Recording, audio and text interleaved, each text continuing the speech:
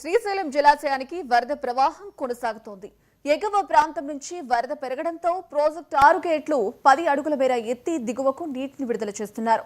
Inflow 1,3728 కాగా outflow 2,25,759 క్యూసెక్కులు కొనసాగుతోంది.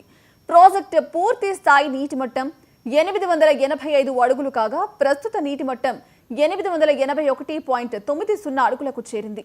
ఇక విద్యుత్ ఉత్పత్తి కొనసాగుతోంది.